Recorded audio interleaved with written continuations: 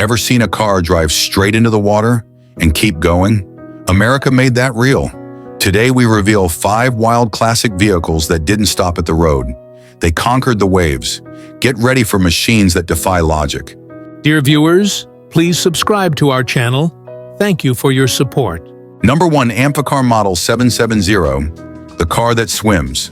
Country of origin, West Germany. The Amphicar 770 was an amphibious vehicle. It could drive on land and float on water. It had a rear-mounted 1.2-liter Triumph engine that powered the rear wheels on land and twin propellers in the water. The 770 in its name stood for its top speeds: 7 knots in water, 70 miles per hour on land. It was the only civilian amphibious car ever mass-produced and sold to the public. Shocking unknown drawbacks that most people don't know. Not actually waterproof. Despite being designed for water, amphicars leaked. Owners were given a bilge pump and a warning to not stay in water too long. Many were shocked to learn that they had to manually pump water out after sailing. The Amphicar was built with standard steel, not marine-grade metal, which made it extremely prone to rust. Even minimal exposure to water, its main feature, started corrosion within months. Poor performance, both on land and water. On land, slow acceleration, weak handling, and poor brakes. On water, sluggish, underpowered, and nearly useless in currents or windy conditions. It performed well only on calm lakes or still water. The amphibious systems took up a lot of space.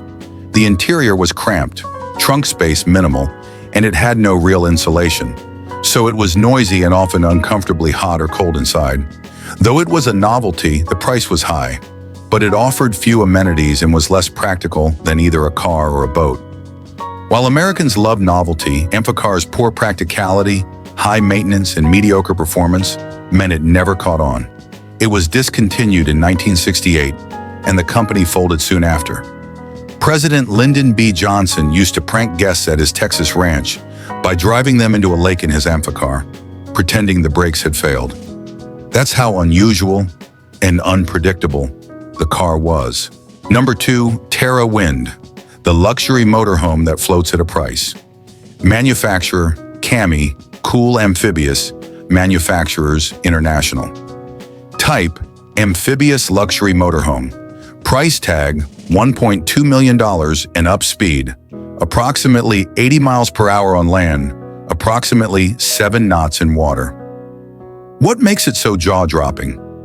The Terra Wind is not just a luxury motorhome, it's a floating yacht on wheels.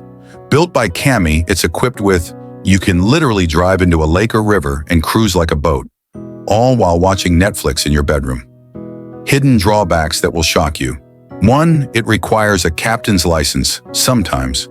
While legally considered a boat in water, in some U.S. states or jurisdictions, operating it in navigable waters can require a boating license or registration. A regular RV driver may not be legally allowed to cruise rivers. Point 2. Extreme maintenance costs. Sealing a 40-foot vehicle to be watertight is incredibly complex.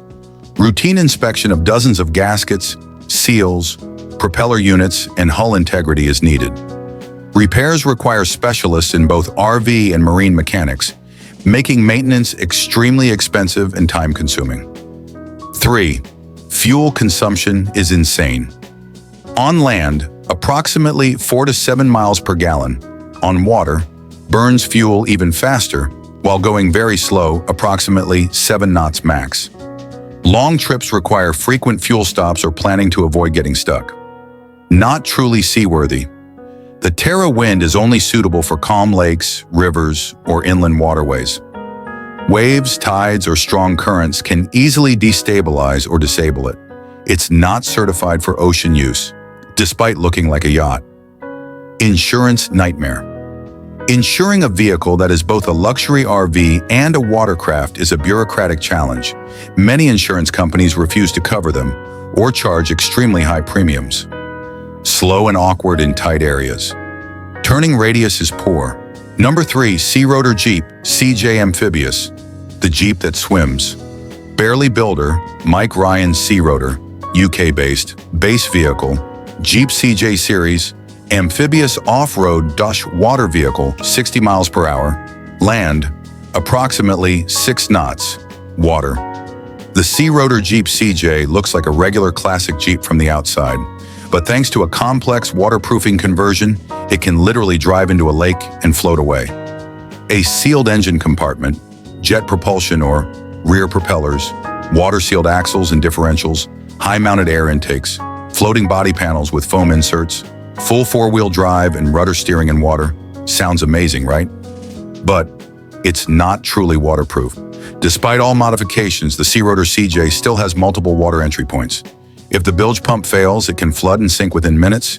Even light waves or rain can cause slow water seepage, requiring constant drainage. Extremely unstable in water, this Jeep was never designed for aquatic balance. Even with pontoons and internal flotation foam, side-to-side roll is dangerous. Slight misbalance in passenger cargo weight can tip it over. Slow, loud, and underpowered on water. Propulsion is via external or converted jet systems, but they're not marine grade.